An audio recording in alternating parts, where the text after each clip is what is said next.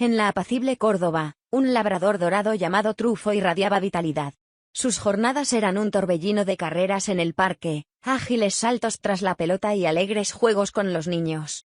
Su energía contagiaba a todos los animales del vecindario. Un robusto bulldog anciano llamado Bruno, cuyo mundo se limitaba a su cómodo cojín y largas siestas, contemplaba a Trufo con una mezcla de admiración y profunda desidia. Bruno apenas se despegaba de su almohada, y cada respiración era un esfuerzo. Trufo, notando la languidez de su vecino, se acercó moviendo su cola con entusiasmo y lo invitó a compartir una carrera. Bruno, con notable dificultad, se incorporó y avanzó unos pocos pasos torpes, pero su cuerpo pronto clamó por descanso, devolviéndolo jadeante a su refugio acolchado.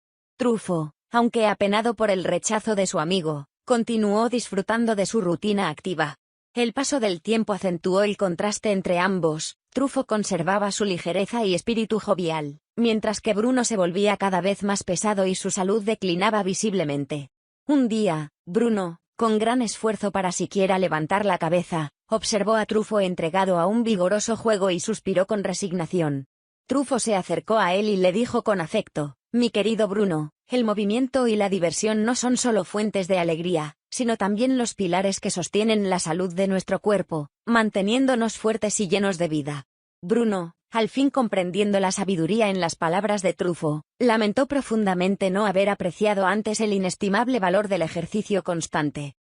Moraleja: la práctica regular de actividad física no es solo una fuente de alegría, sino una inversión esencial en nuestra salud y bienestar, permitiéndonos disfrutar de una vida plena y activa en cada etapa.